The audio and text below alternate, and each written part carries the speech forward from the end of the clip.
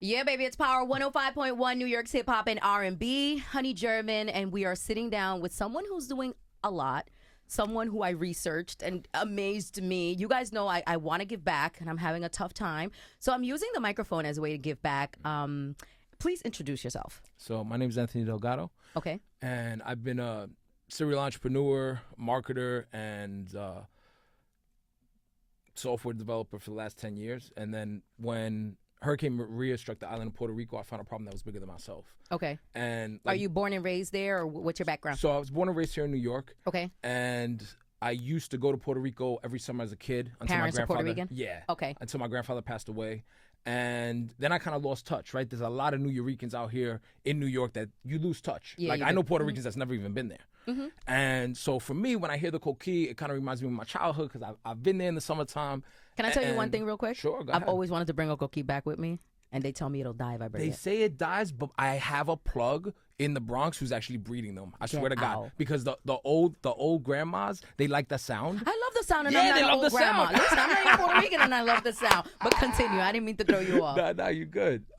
So when Hurricane Maria struck the island of Puerto Rico, there's a lot of people in this life that, they walk past homeless person, they walk past some sort of problem, and they say somebody should do something about that. Yes. And it's like somebody, like the governor, Trump, somebody should help this situation. Okay. And I'm very blessed that the people in my community, we're the type of people that say we should do something about Your that. community, I should do something Your about community that. here in New York. Yeah. That's amazing because, I feel like with Puerto Rico, even this week, I talked a lot about Puerto Rico because the cathedral out in Paris burnt down, and there were a lot of donations, and a lot of people were like, where's the money for Puerto Rico? Where's the money for Puerto Rico? Who do you feel is responsible for giving this money to Puerto Rico to reestablish itself the way it should be? Well, I feel like each and every single human being on this earth has that responsibility. There's actually more Puerto Ricans in the United States than there are on the island anymore. Like we multiplied. So you feel like it's more of a community issue than a political issue? Well, so here's my thing. I'm all for politics, but at the end of the day, the private sector can do so much. Okay. When Hurricane Maria struck the island of Puerto Rico, me and a buddy of mine, we sent pallets of water over there. Okay. Then we saw that they weren't getting where they needed to go. So we booked one-way tickets. We're not a nonprofit. We're not backed by the government. We just booked one-way tickets. You were just regular people with Puerto Rican background. Some of them didn't have Puerto Rican background. Okay. That's what I'm saying. Some of the people Private that came sector. with you. Some of the people that came with us. Some of the people that donated. Huge shout out to Danny Cotton from he's the director of operations at World Star Hip Hop. Okay. He started a nonprofit called Power for Puerto Rico, and we thanks to him we were able to donate 300 solar paneled lights down That's in Puerto amazing. Rico. Big And shout that's out, not you know who we got to shout out? Angie Martinez. Angie Martinez actually not only rallied here in New York, she actually went to install solar panels in Puerto Rico. So big shout out to her. She did an amazing job. And it was years ago. And it's crazy that we're still sitting here talking about this issue.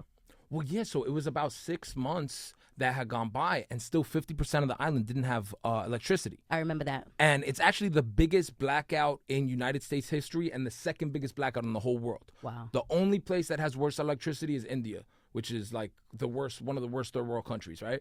So the fact that Puerto Rico's kind of been left behind, you can blame it on government. There's a lot of bureaucracy down there. But at the end of the day, it's on us. Who is the government? The government's made up of human beings. You could run for governor if you wanted to. You could run for. You should. Didn't we just talk about this? I said I want to run for office. I don't know what, but we're gonna do it. Yeah, and that's the thing. And there's a dichotomy between like some people, again, they sit back and they're like, I hope the governor could do something about that. No, you could run for Congress. You could run for governor. You could be the person to do that, right? But I was just talking to Fernando Mateo. He was the owner of the Marina, and we were talking about that, how our community needs to mobilize and how regular people are the ones that need to be in office because we're the ones that really understand the problems that we're facing. You understand? It's not an older white guy that doesn't even know what's happening in Puerto Rico a few years later. It's me and you, the people that are traveling there. How often do you travel back to Puerto Rico? So I actually moved to Puerto Rico. You actually moved there? Yeah. So I got rid of all my worldly possessions. So after Hurricane Maria, we need to make you a saint. Continue. He said the worldly possessions are gone. So after Hurricane Maria, we went down there. We gave away 300 solar panel lights. Shout out to JetBlue as well. JetBlue was very instrumental on that. Amazing. We had like big bags of lights. Okay. And that's not supposed to go on the plane. And we sent a text message. They were like, go ahead. Yeah, shout out to Hugo Sanchez. Hugo Sanchez was instrumental in it, and they were able to get the stuff through. They brought a golf cart out, and Wow. JetBlue threw it on there, and was able to get the lights through. And again, it was normal human beings. Crazy Legs from the Rocksteady crew. I remember him. Again, they're calling private planes. Yo, who got a private plane? Oh, Fat Joe has a private plane. All right, let's blow some water on there. Title did something really Title big. music, exactly. Yeah, I I remember. actually met Angie Martinez during that, and we gave her a painting. So there was a painting that we had made that shows Puerto Rico in the aftermath, and we actually gave that to her to say thanks. That's amazing. For her giving back. But again, it was normal human beings. Angie Martinez stepped up and said, okay, I'm Boricua. Okay, let me call my people at Title. Let's make this happen, right? But it's human beings that pick up the phone and just make it happen. So you know what's great about our conversation that we're having right now, that you're not putting the blame on the government. You're being proactive. You're not being reactive. You're telling us we as a community can give back. We can fix things, because I feel like a lot of people that I sit down and talk to about the state of Puerto Rico either wants to blame the government agencies in Puerto Rico, or they want to blame Donald Trump. So here's the thing. When I went down to Puerto Rico, I took inspiration from some of the greatest influences in the world. People like Martin Luther King, people like Gandhi, right? What did Gandhi do? Gandhi took responsibility for the 3 billion people in India. He said, 3 billion people in India, that's my job. It's not the government's, it's my job. I'm not going to eat until my country is good. So if he could take responsibility for one of the biggest countries, India, 3 billion people, I could take responsibility for 3 million people on my small island. That is really, really amazing, because people love to pass on responsibility, and we can go down that road and talk about all the people that could have done more, but I'd rather focus really on you, though. Well, so here's the other thing. So not only do we have a responsibility as New Yorkers, but the people on the island have a responsibility to lift themselves up, right? I don't want to give a handout. So we went city to city, town to town. We gave away cases of water. It was amazing. It made us feel great. But at the end of the day, I'm giving people water for 1 week. Yeah. I want people to have water for the rest of their lives. So that's why I quit my job. I moved to Puerto Rico. I started Disrupt. And now we're on a mission to create financial freedom for the people there using technology, innovation, and entrepreneurship. Before I moved to Puerto Rico, my first question was, is there Wi-Fi? Because if there's Wi-Fi, I'm good. I make my money from marketing. I make my money off the laptop, right? So if I'm in Puerto Rico and I have Wi-Fi, I'm good. great. Yeah. And Puerto Rico is actually in a great strategic place. They have a fiber internet link from Miami. None of the other islands have that. The internet in Dominican Republic, it's not as good as Puerto Rico. The internet in Jamaica is really not that good either. So Puerto Rico has a great strategic advantage, but the people there have that 9-to-5 mindset. They don't have an entrepreneurial mindset. I met a woman there. So we started hosting events. So long story short, we started this entrepreneurial movement. We started hosting events, meetups. We've thrown 4 events so far. We have world-class entrepreneurs from all around the world come down, multimillionaires come down and share their knowledge, right? Okay. And then we give tickets for free to the kids from the university. Oh, that's super dope. So we charge people in the States if they want to come to these events, but people in the university, we give away, it's about 50% of the tickets are donated. And I met a woman who came to one of the events. She's like, I took a week off of work to come to this event because it was really important to me. I have a master's degree in sales and marketing, and I make $20,000 or $30,000 a year, because in Puerto Rico, Wow. that's what the salary is. But the thing is, I know, there's how many remote jobs? She could be working for a company in New York. She doesn't have to be an entrepreneur. 100%. Every time I call other places, I'd be like, where am I talking? And they're like, you're in India, you're in Dominican Republic. So, as long as you got a computer and some type of setup, you can be working, for Germany, France, you can be working in any which way. So what you guys are doing is you guys are giving them tools to actually have a better opportunity financially. So the concept, what I've coined the phrase as augmented education. Okay. So we're not disrupting the entire education. We're not saying throw it out and do disrupt instead. We're going into the universities. We're going into the high schools, doing these workshops to plant seeds in these child's minds. Right. We went to a high school and there was a girl who's making necklaces and bracelets. So we're telling her, hey, you could start a Shopify store. Hey, you could go on Instagram. Hey, there's ways for you to actually be an entrepreneur from where you are. And you plant that seed. 5-10 years down the line, you don't know where she's going to be. So let me ask you a question. Is it really that the hustler mentality that, let's say, me and you have hasn't been brought onto the island? Are they just kind of like just chill, relax, enjoying the island life? They're not really out here like hustling and trying to. We come up with schemes in this room all the time. Earlier today, I said, I just got this check. I'm going to invest this. I'm going to open up a business. Do you feel like the people back in the island are not really in tune with that? So there's definitely a culture of 9 to 5, right? Especially in the middle class, right? In the middle class, everyone's like, go to school, go to college. A lot of people don't know this. Puerto Rico has the highest percentage of college-educated people out of any 50 states. You look at New York, you look at California, you look at any state, if you want to consider Puerto Rico a state, highest percentage of college-educated people. So the mentality is go to school, get a degree, and go get a job. Now, if you follow the educational system, if you follow the economy in the United States, that's not working here either. So over there, it's really not working, right? I have a friend of mine, actually, the person who printed these shirts, he dropped out of college to pursue his dream of creating a printing press, right? And I remember he was going to school, and he's like, oh, yeah, I'm going to school, and I'm trying to run my business. I was like, bro, what are you doing? Just like, the school isn't going to give you anything to run your business. So that problem already exists here in the United States. The educational system is already out of date here in the United States. They're not teaching coding. They're not teaching marketing. They're teaching marketing from 40 years ago. They're telling you to send Post-its in the mail, right? So the educational system in the United States is already messed up. In Puerto Rico, it's like 5 years behind. Wow. That's crazy. You mentioned Puerto Rico in comparison to one of the states. How do you feel about, recently I read an article, should Puerto Rico just become another state? So one of the things, I'm against statehood, and I'm not super political. Oh, you're not? No. I am. a lot of people, because when again, you do that type of work, people tend to feel like you're very political, you're very very gung-ho, very anti-government sometimes. Well, no, some people have suggested that I run for governor of Puerto Rico, but I think I need 10 years for that. But because I'm down for the private sector. I feel like the one place where I think the government has a place is education. Okay. Because these kids don't have a choice. And they just closed 300 schools in Puerto Rico. Right after the hurricane, they closed 300 schools. Did that have to do with the fact that the schools weren't rebuilt, or does that have to do with the fact that so many Puerto Ricans left the island and didn't stay behind? It's funding. Funding. It's funding. And then recently, the Secretary of Education, I had a meeting with her right after the hurricane. We had a meeting, we sat down. I was talking about a plan. I actually connected them with Microsoft, and now recently she stepped down. So there's a lot of disruption happening in the government. But at the end of the day, these kids don't have a choice. They're going to school, and that's the education that they're receiving. And if you can't afford private school in Puerto Rico, you're in really bad shape. That's pretty much the same thing. Well, Dominican Republic is further back, but if you can't afford private school in Dominican Republic, your education is pretty much going to be trash. So I can understand where you're coming from.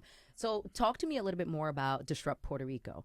Like, how is it that you guys are touching in different areas when it comes to the rebuilding, the rebranding, and the reestablishing of the island as a whole? Definitely. So our whole thesis is that all you need to succeed is Wi-Fi and a dream. Okay. And that's all I need.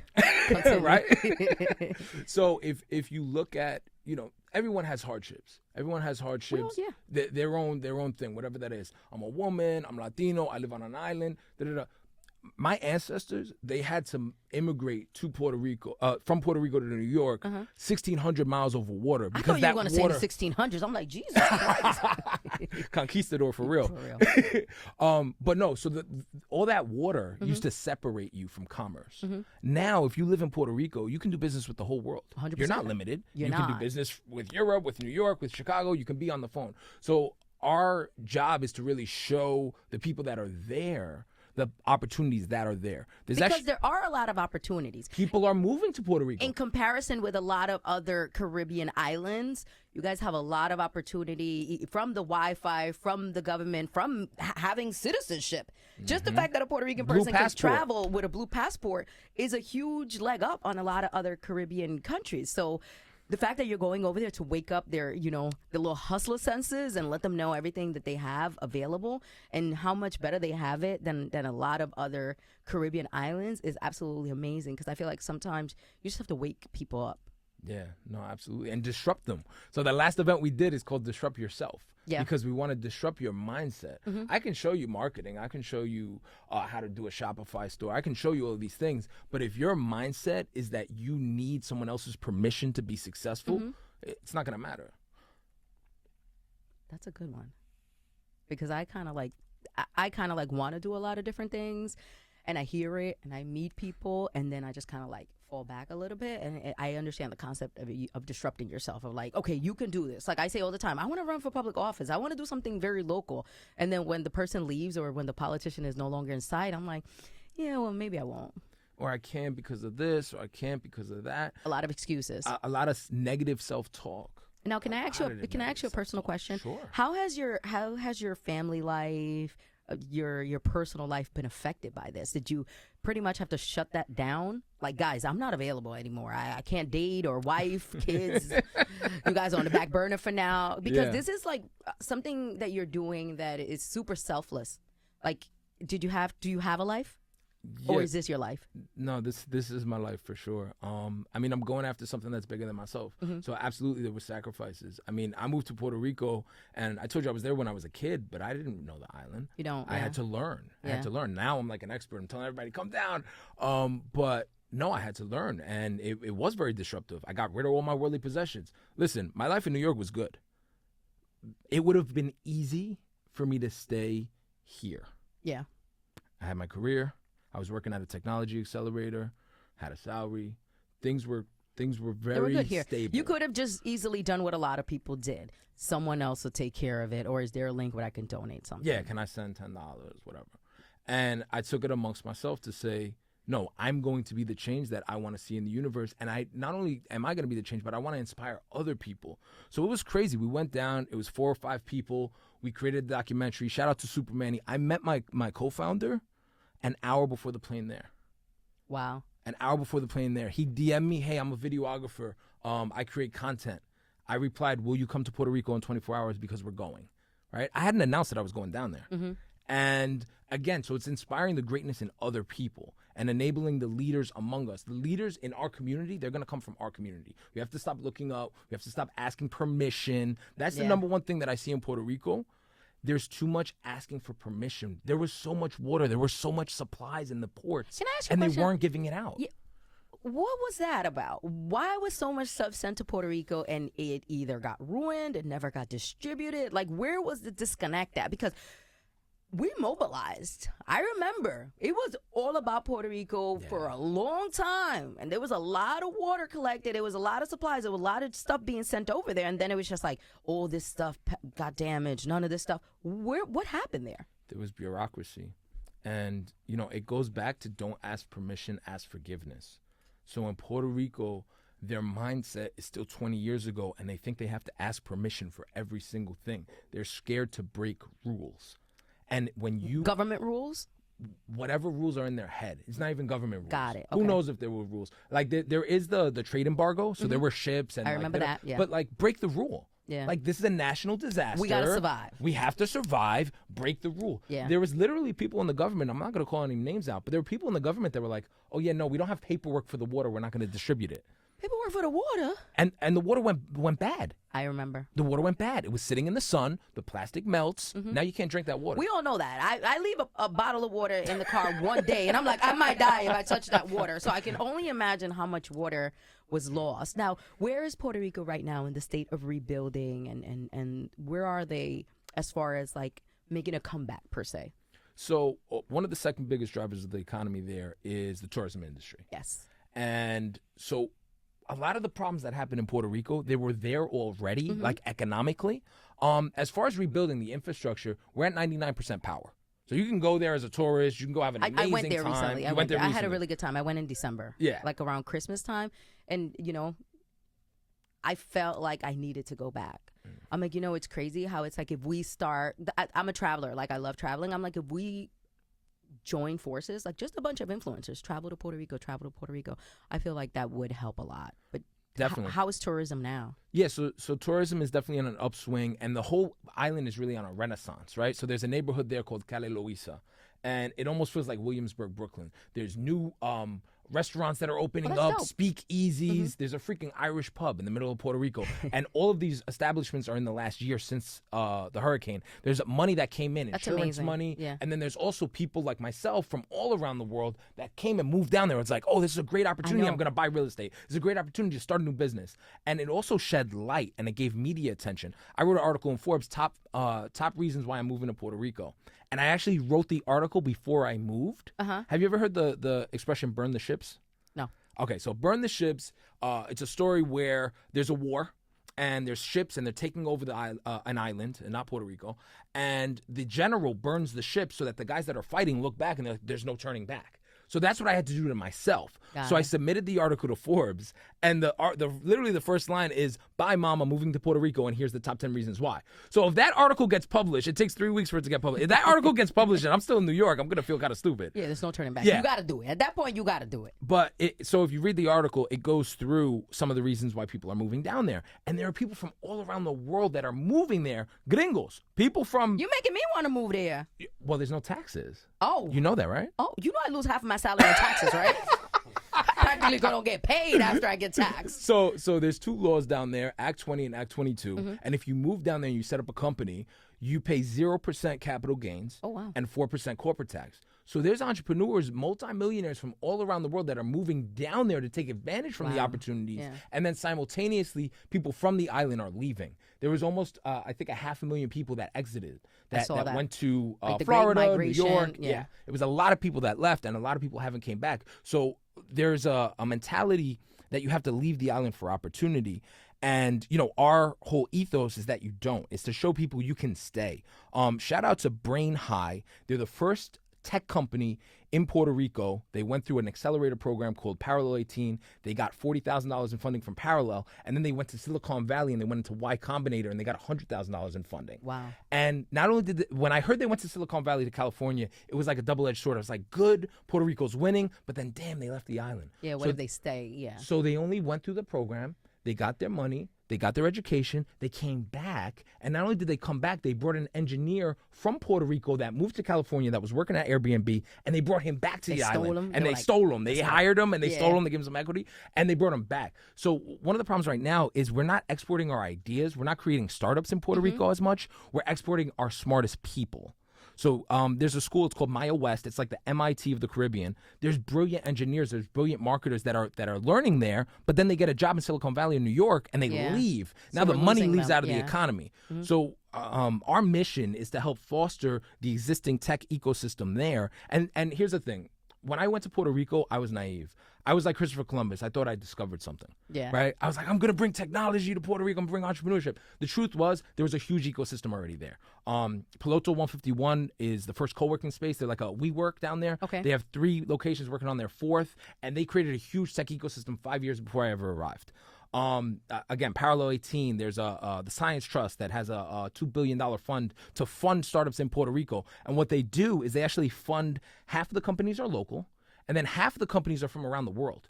So if you want to start a new company and you're looking for funding, you can move down to Puerto Rico, and there are opportunities. There are tax incentives, there are grants, there are loans. There's all these incentives for tech companies to move down to Puerto Rico. So my mission and Disrupt's mission is to help foster that existing ecosystem that is trying to turn Puerto Rico into the next like Silicon Valley. That's dope. I didn't know it was this deep, and that's really what you were out there doing. Now, how can people who are out here, who are watching this interview, and Puerto Ricans who have migrated, how can they help you in this mission? Like, is there a website? How can they, give back? Definitely. So we host events in Puerto Rico on a quarterly basis. So we throw four events a year. And then we throw one really big one. So the really big one is called Disrupt Week. It's like the South by Southwest of the Caribbean. You come down for an entire week. So performances? Or what is it? So it's workshops and like kind of conferences in the daytime, and then music and events in the nighttime. Kind of like Complex Con. Yes, like Complex Con. There you go. Think about that. But in Puerto Rico with palm trees. Much better. Yeah. So if you want to find out about that, go to disruptweek.com. The next event is October 25th. Before that, if you want to come down to Puerto Rico, you should come down for the Puerto Rock Festival. Fat Joe's going to be performing. Angie Martinez is going to be there. I saw that. And yeah, it's hosted by Crazy Legs. It's a super dope event. It's happening June 20th through the 23rd. And that's Puerto Rock Festival. You can look them up on Instagram. I definitely gotta take me another trip down to Puerto Rico. Thank you so much for stopping by. What you're doing is amazing. It's super selfless, and you're giving back to your people, and you're still, keeping that connection alive, which is something that a lot of people don't do, including myself. I stay throwing myself under the bus because it's like, well, this is my way of giving back, though. Just giving, people like you a platform, shining a spotlight on you, and letting other people know, how they can give back and they can support, Disrupt Puerto Rico. Definitely. Thank you so much for stopping by. Thank You're you. amazing. Thanks it was a pleasure meeting you. Likewise. Take care.